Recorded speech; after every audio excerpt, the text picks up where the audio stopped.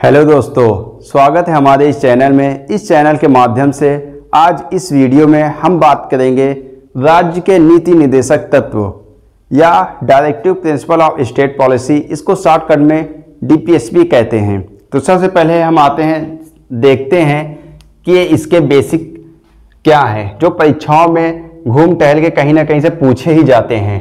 तो सबसे पहले बात करते हैं कि इसको राज्य के नीति निर्देशक तत्व को किस भाग में रखा गया है। तो जैसे मौलिक अधिकार को भाग 3 में रखा गया था, तो उसके जस्ट बाद राज्य के नीति निर्देशक तत्व आते हैं, तो इसको भाग 4 में रखा गया है। और जब 35 तक मौलिक अधिकारों की बात की गई है, तो 36 से जाहिर सी बात है 36 से बात की जाएगी इसकी। तो 36 से लेके 51 तक में इसको परिभाषित किया गया है। अनुच्छेद 36 से लेके 51 में राज्य के नीति निर्देशक तत्व हैं। भाग 4 में 36 से 51 तक में राज्य के नीति निर्देशक तत्व हैं। अब इसमें जो है ये आयरलैंड से लिया गया है, इसको आयरलैंड के संविधान से लिया गया है। कुछ परीक्षाओं में पूछ लिया था कि आयरलैंड कहाँ से लिया, तो आयरलैंड जो है स्पेन से लिया। इतने डीप में नहीं जाएंगे, हमसे जब पूछा जाएगा, ज़्यादातर परीक्षाओं में पूछा जाएगा, तो ये आयरलैंड के संविधान से लिया गया है। ये इसको संवैधानिक अधिकार प्राप्त नहीं है, ये वाद योग नहीं है। इसका हनन होने पे ये अधिकार आपको न मिलने पे आप कोर्ट नहीं जा सकते। ये अधिकार आपको तभी मिलेंगे जब आपको राज्य देगा। जैसे मौलिक अधिकार जन्म से ही व्यक्तियों को प्राप्त होता है, लोगों को प्राप्त होता है, तो ये राज्य जब आपको देगा तभी ये आपको मिलेगा। अब हम देखते हैं थोड़ा इसके इतिहास को। जब संविधान का निर्माण हो रहा था, तो संविधान के सलाहकार थे, संवैधानिक सलाहकार थे BN राव। BN राव ने एक सलाह दी प्रारूप समिति को, ड्राफ्टिंग कमेटी को, कि हमारे 2 प्रकार के मौलिक अधिकार होने चाहिए। पहला न्यायोचित, दूसरा गैर न्यायोचित, अनजस्टिफाइड। पहला न्यायोचित मतलब जस्टिफाइड, दूसरा गैर न्यायोचित, या इसको कैटेगरी फर्स्ट, कैटेगरी सेकंड भी रख सकते हैं। मतलब ये सलाह दिए कि BN राव ने कि हमारे मौलिक अधिकार 2 प्रकार के होने चाहिए, जो एक तुरंत लागू हो जाएं, जो अति आवश्यक हो जीने के लिए, और दूसरा धीरे धीरे करके राज्य जब सक्षम हो, संभव हो, तभी वो धीरे धीरे करके तत्वों को लागू करे। तो इनके इस सलाह को प्रारूप समिति जो है ने एक्सेप्ट कर लिया। लेकिन ये कहा उन्होंने कि हम इसको ऐसे आयरलैंड से लेके आएंगे। इनके इस सलाह को मान लिया और कहा कि आयरलैंड से लेके आएंगे।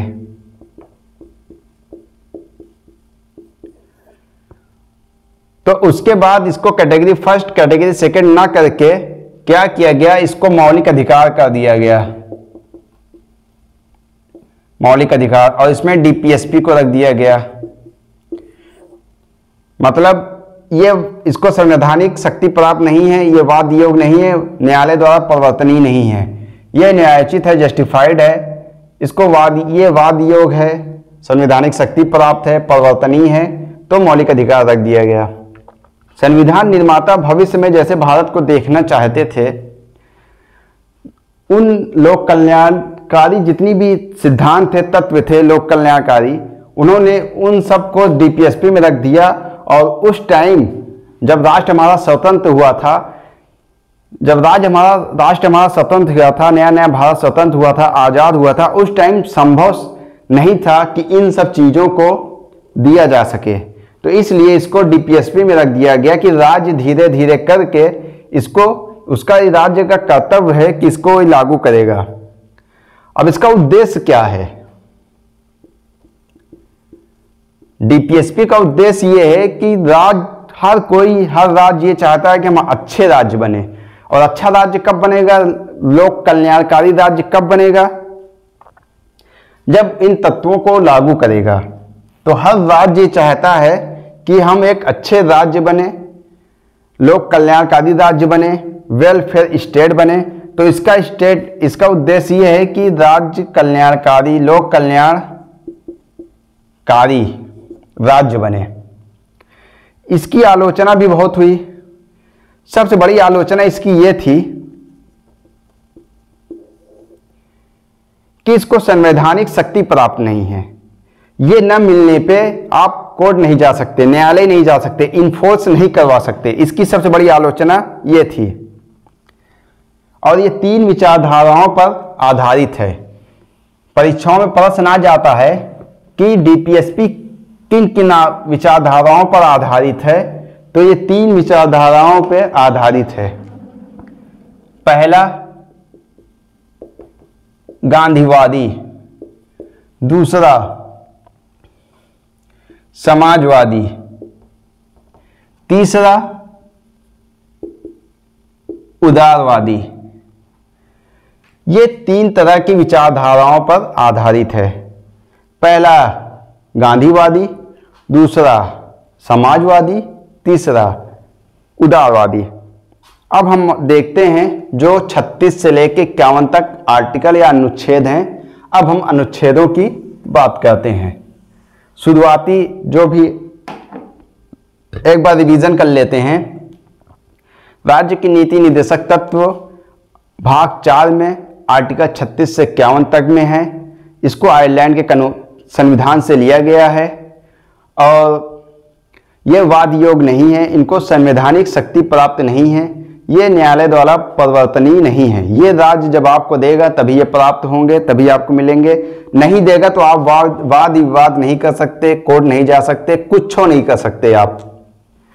अब जो है अनुच्छेद को हम देखते हैं। सबसे पहले 36 आर्टिकल 36 से अनुच्छेद 36 की बात करते हैं। आर्टिकल 36 जैसे मौलिक अधिकार में आर्टिकल 12 राज्य की परिभाषा थी, ठीक उसी तरह से 36 में भी राज्य की परिभाषा है। राज्य की परिभाषा वो राज्य नहीं जैसे पंजाब, बिहार, अरुणाचल प्रदेश। राज्य संविधान की नज़र में राज्य जो है, संविधान की नज़र में राज्य क्या है? भारत सरकार और संसद। दूसरा प्रत्येक राज्य की सरकार, विधानमंडल। तीसरा स्थानीय प्राधिकारी, लोकल अथॉरिटीज।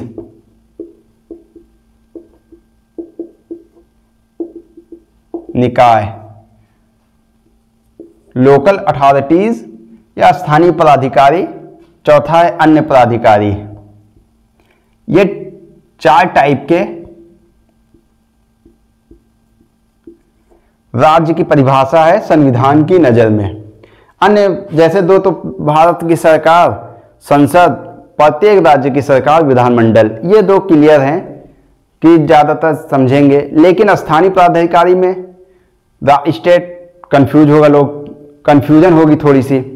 तो ये जो है स्थानीय प्राधिकारी में जिला पंचायत, नगर पंचायत, बीएमसी, ये सब जो है निकाय जो हैं ये स्थानीय प्राधिकारी में है। अन्य में LIC, ONCG, एयरपोर्ट, ये सब अपने आप में एक राज्य हैं।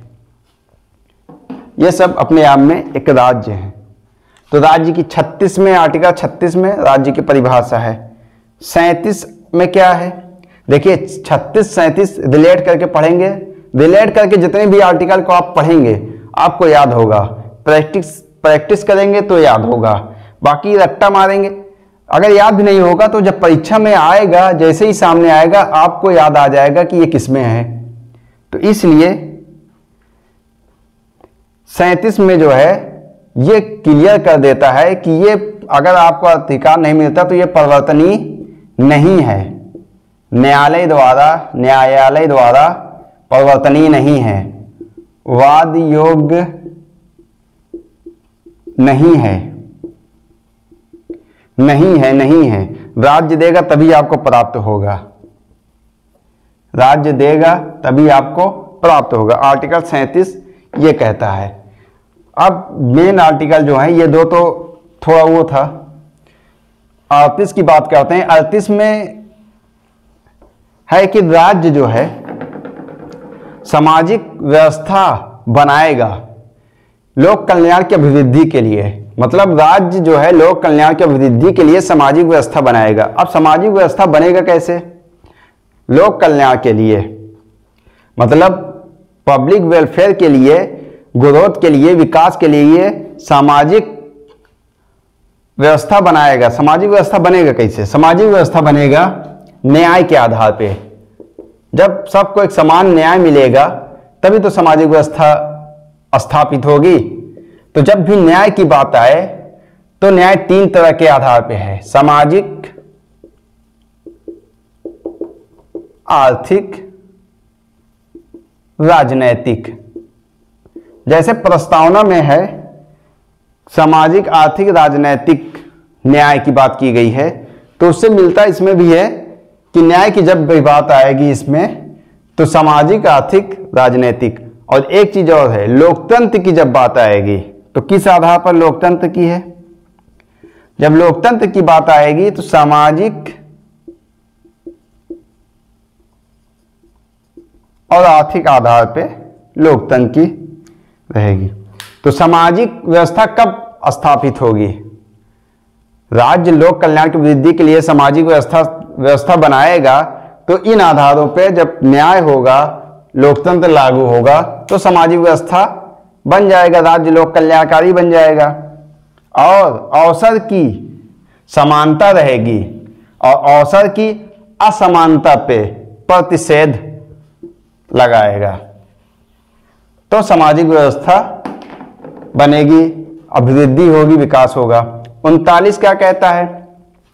धन उत्पादन साधनों का संकेंद्रण ना हो, समान कार्य किए समान वेतन। मतलब ये 39 कई पॉइंटों में है, लेकिन इसका मेन पॉइंट जो है, मेन इंपॉर्टेंट जो है उसकी बात करते हैं। उचित वितरण,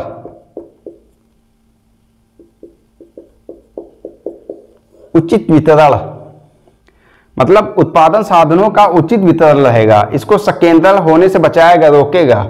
और इसी में जो है समान कार्य के लिए समान वेतन। अब ये नहीं है कि छोटा बड़ा काम के लिए समान वेतन रहेगा। स्त्री पुरुष के लिए, मतलब कोई काम स्त्री या पुरुष करती हैं तो उनमें भेद नहीं होगा। उनको स्त्री को कम दिया जाए या पुरुष को ज्यादा दिया जाए। स्त्री पुरुष के लिए समान कार्य के लिए समान वेतन रहेगा, असमानता नहीं रहेगी। अब 39 के का समान न्याय और निःशुल्क विधिक सहायता। समान न्याय की बात की गई है और निःशुल्क विधिक सहायता की बात की गई है। मतलब कोई गरीब है और या कोई भी तरह की विधिक सहायता जो होगी वो निःशुल्क होगी। जैसे थाने, पुलिस स्टेशन में आप जाते हैं तो कोई सुविधा शुल्क नहीं लगेगा, विधिक सहायता रहेगी, निःशुल्क विधिक सहायता रहेगी। ये का है। 40 में ग्राम पंचायतों का संगठन। ग्राम पंचायतों का संगठन 40 में कहा गया है। जो ग्राम पंचायत त्रिस्तरीय ग्राम पंचायतें हैं, तो इसके फेवर में गांधी जी थे। 2 अक्टूबर को सबसे पहले राजस्थान ने 2 अक्टूबर को ग्राम पंचायत को लागू किया। अब तो तमाम हो गया है। 41 तो 40 क्या कहता है? ग्राम पंचायतों का संगठन। 41 में कुछ दशाओं में काम, शिक्षा और लोक सहायता पाने का अधिकार।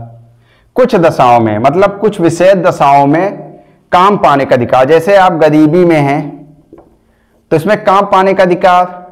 शिक्षा, जैसे कोई प्रौढ़ है, बुढ़ापे में बुजुर्ग हो गया, पढ़ना चाहता है तो शिक्षा की भी सहायता, जैसे प्रौढ़ शिक्षा जो है, शिक्षा की बात। लोक सहायता पाने का अधिकार। लोक सहायता में क्या है? जैसे बुढ़ापे का जो पेंशन है, बुजुर्ग पेंशन, बुढ़ापे में जो पेंशन, वृद्धा पेंशन जो है, वृद्धा पेंशन कुछ दशाओं में काम, शिक्षा और लोक सहायता पाने का अधिकार। तो वृद्धा पेंशन इसी से लोक सहायता है। और कुछ दशाओं में काम, गरीबी में काम पाने का या आप माजूद लाचार हैं। 42 क्या कहता है, काम की न्याय संगत रहेगी और मानवोचित दशाओं का तथा प्रसूति सहायता का उपबंध, मतलब काम की न्याय संगत रहेगी, जहाँ पे रहेगा माहौल एटमॉस्फेयर कैसा है वो, और मानवोचित दशाओं तथा प्रसूति सहायता का उपबंध है। तो महिलाओं के लिए मैटरनिटी, प्रसूति या प्रसव के लिए उपबंध किया जाएगा। जैसे महिलाओं को प्रसव के लिए मैटरनिटी और प्रसूति सहायता बहुत से दी जाती है, छुट्टी दी जाती है, उनका वेतन नहीं कटता है, घर से काम करने की इजाज़त छूट होती है, और रोज जो है नए नए कानून बन के बढ़ता ही जा रहा है। और जैसे जो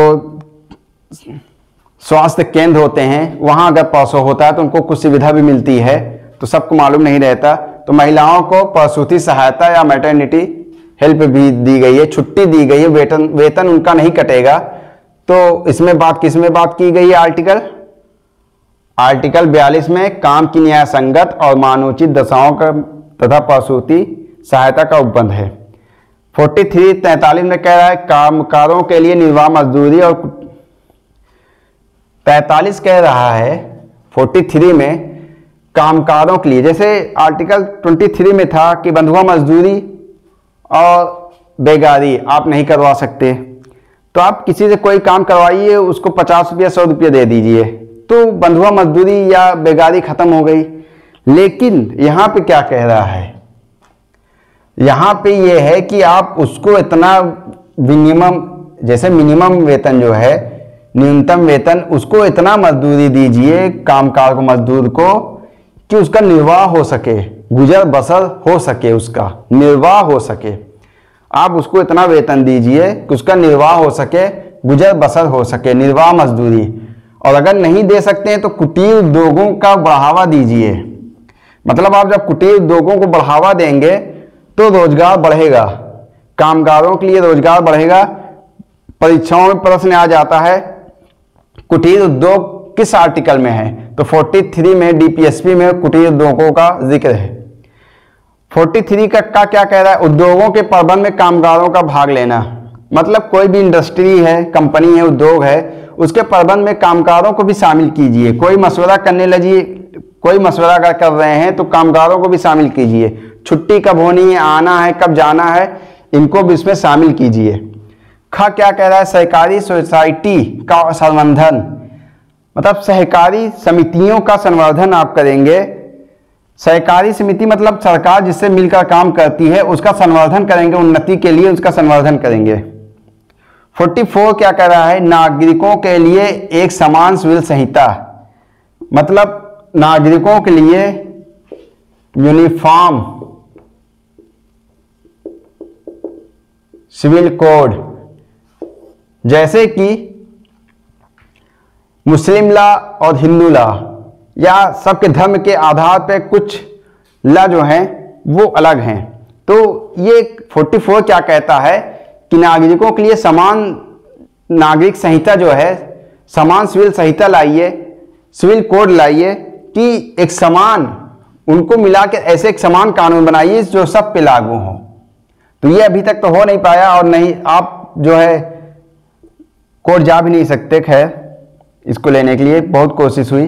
तो नागरिकों के लिए एक समान सिविल संहिता लागू करें।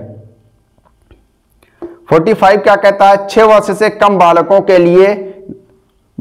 के लिए देखरेख शिक्षा का उपबंध, मतलब जो पहले 45 में 6 से 14 वर्ष के बालकों को निःशुल्क अनिवार्य शिक्षा थी, तो उसको संशोधित करके 21 के आ या ए या का में ले जाया गया।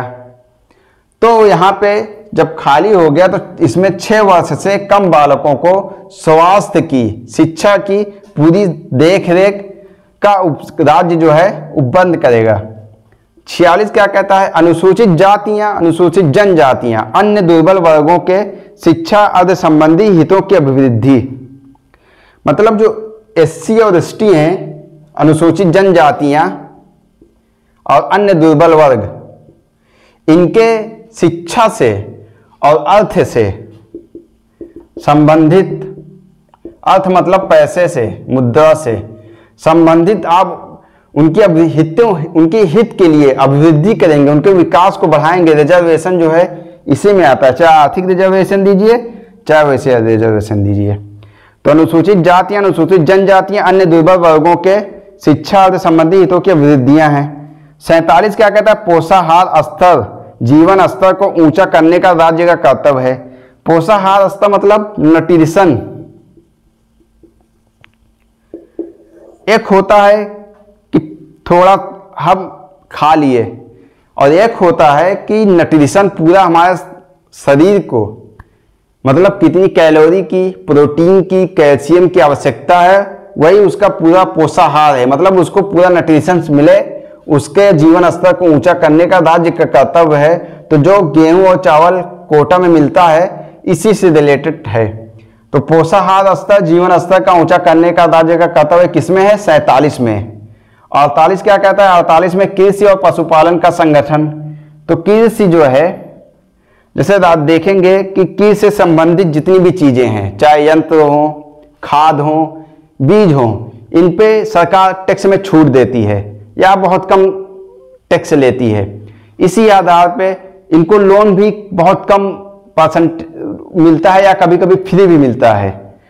तो ये जो है कृषि में भी बढ़ावा देने के लिए आप जो है कार्य करेंगे। और पशुपालन का संगठन मतलब जो दुधारू पशु हैं, जो दुधारू पशु हैं, स्पेशली गाय और बछड़ा, इनके विकास के लिए आप कार्य करेंगे। जो नई प्रणालियां हैं, वैज्ञानिक प्रणालियां हैं, उनके विकास के लिए काम करेंगे। आप जैसे गौशाला जो है वो बनवाएंगे, इनकी देखरेख के लिए कार्य करेंगे और इनके वध पे, इनके वध का प्रतिषेध करेंगे, वध पे रोक लगाएंगे। तो ये राज्य का कर्तव्य है 48 में, कृषि और पशुपालन का संगठन।